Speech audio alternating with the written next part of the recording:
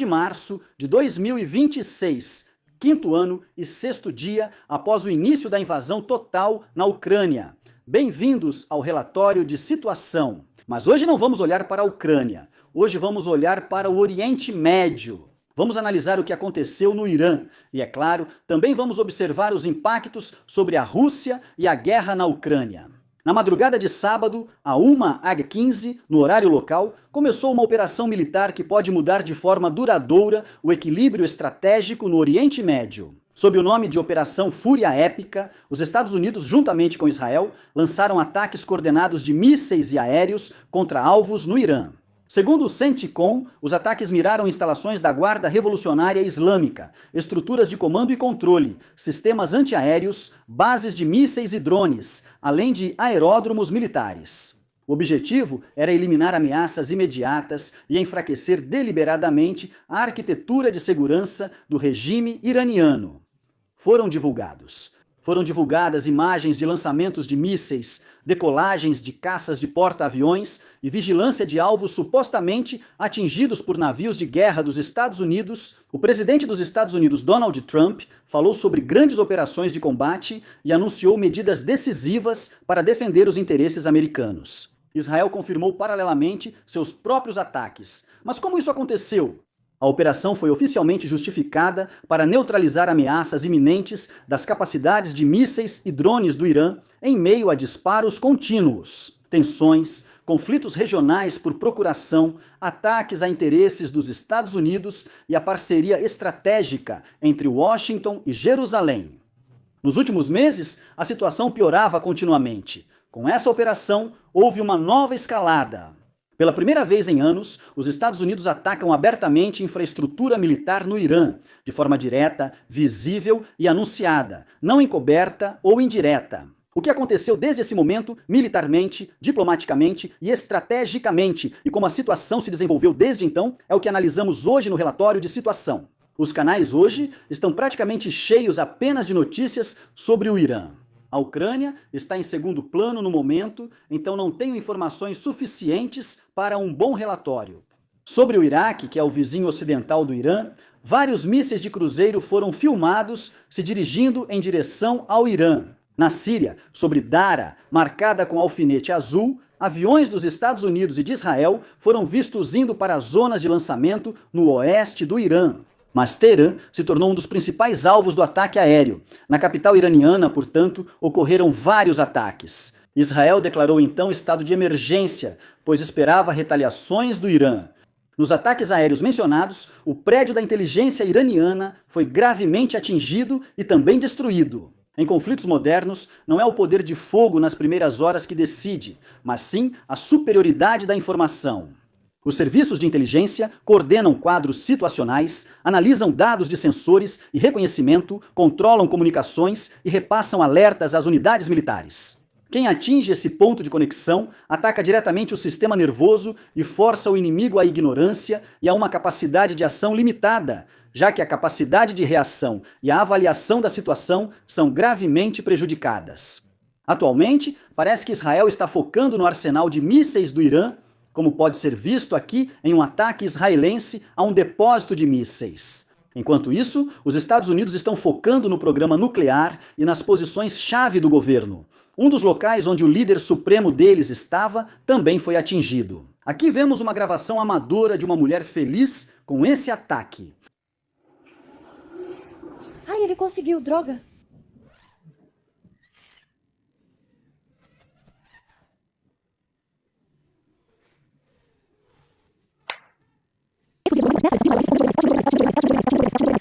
Nesta apresentação, vimos algo muito importante. Nesta palestra, mostramos novamente uma perspectiva muito importante. Uma das propriedades dele foi completamente destruída. Aqui está a imagem de satélite. E ele também morreu, confirmado pela mídia estatal iraniana. Da mesma forma, foi anunciada a morte de Amir Hatami, um general de divisão e ex-ministro da defesa do Irã, mas ainda falta a confirmação oficial do Irã.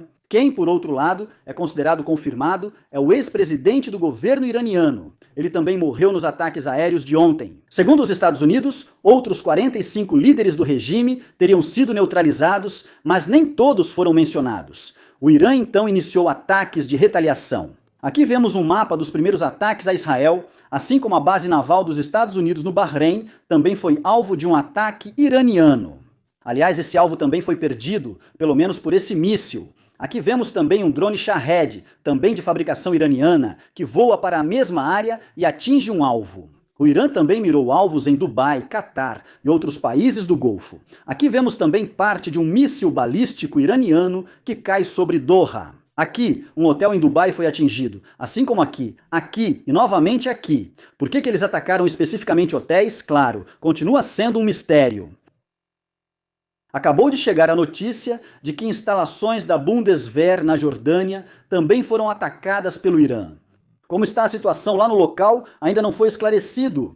Enquanto os Estados Unidos e Israel atacaram o Irã e o Irã agora está revidando, eles têm que enfrentar um inimigo próprio, que parece muito mais forte e próximo do que se imagina. Estou falando, é claro, do próprio povo. Em Teherã, policiais estão sendo mobilizados para impedir aglomerações de manifestantes, porque há muito tempo muitas pessoas já não apoiam mais esse regime, mas sim são contra ele. Querem uma mudança de poder, querem a antiga Pérsia de volta e não querem viver sob o jugo de uma família governante. Eles aguardam esse ataque por muito tempo e vão aproveitá-lo ao máximo, pois ninguém sabe se haverá uma segunda chance. E assim como na Rússia, aqui também se sabe que o próprio povo pode ser um perigo muito maior do que centenas de corpos de marechais. Aliás, em 2013, Trump anunciou que Obama atacaria o Irã, pois não sabia negociar o suficiente. Agora foi ele quem fez isso, e claro que a internet nunca esquece, não posso deixar de mostrar isso para vocês. Mas o que tudo isso tem a ver com a Rússia e a guerra na Ucrânia?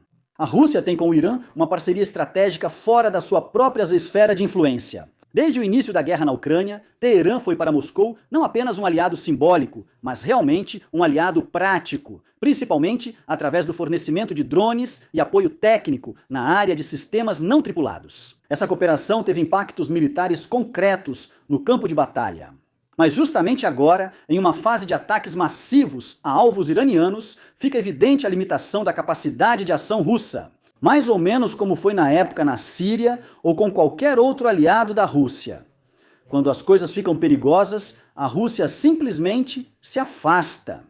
Moscou condena os ataques retoricamente, fala em agressão e desestabilização, mas além disso, tudo permanece em silêncio. No final das contas, a Rússia faz o que a Europa geralmente faz quando a situação fica crítica. Nenhum anúncio de apoio militar, nenhuma movimentação visível de forças, nenhuma ameaça concreta, e isso tem vários motivos. A Rússia está há 4 anos envolvida em uma guerra altamente concentrada na Ucrânia. Pessoal, material, capacidade industrial, tudo está sob pressão. Um segundo foco de crise sério, no qual teria que intervir ativamente, simplesmente ultrapassa sua capacidade. Além disso, entre Moscou e Teherã, não existe uma aliança formal de defesa com obrigação de assistência. A parceria é estratégica, mas não obrigatória por contrato. Mas, acima de tudo, falta à Rússia capacidade para ajudar militarmente o Irã em curto prazo. Mesmo que exista a vontade política, intervenções diretas são arriscadas e podem escalar, além de forçar Moscou a uma confrontação. A Rússia não pode lidar com isso agora. Uma troca de governo no Irã afetaria muito a guerra na Ucrânia. Portanto, se uma liderança em Teherã mudar a perspectiva de política externa e, por exemplo, deixar de agir de forma pró-Rússia, a cooperação militar com a Rússia poderia ser reduzida ou até mesmo encerrada. Isso se refere principalmente ao fornecimento de drones e apoio tecnológico, dos quais a Rússia se beneficiou por muito tempo com a ajuda do Irã. Além disso, seria uma perda geopolítica, e uma entre muitas. Moscou perderia um de seus principais parceiros políticos e um dos poucos dispostos a enfrentar a pressão ocidental. Um Irã instável ou com nova orientação poderia adotar uma postura mais neutra ou estabelecer prioridades próprias, que já não coincidiriam com os interesses russos. Resumindo, hoje a Rússia não pode mais ajudar decisivamente seu aliado e se opor e se o poder em Teherã mudar, isso pode enfraquecer indiretamente Moscou na guerra da Ucrânia. Mais uma vez temos a crise da Ucrânia. Obrigado aos assinantes, membros e equipe Al Gore, especialmente ao Tenente-Coronel Renek, Silvia, Dietrich, Brett, Joe, Mayer e Hofer. Inscreva-se, curta, comente e até o próximo relatório.